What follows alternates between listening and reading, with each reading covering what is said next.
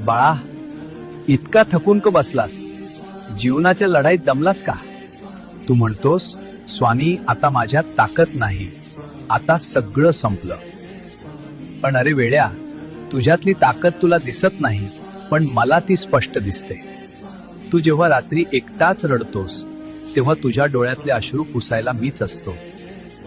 तू जेव्हा मनातल्या मनात तुटतोस, दिवसला सारायला मीच उभा असतो. तुला वाटतं सगळं संपलं, रस्ता बंद झाला, पण खरं तर बाळा, ही नव्या अध्यायाची सुरुवात असते.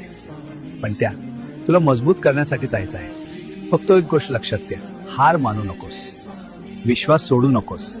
आज नाही तर उद्या तुझ्या आयुष्यात प्रकाश नक्की येईल. तू पडशील तरी उचलायला, तू रडशील तरी समजवायला. फक्त माझं नाव घे, उरलेलं सगळं मी पाहिने.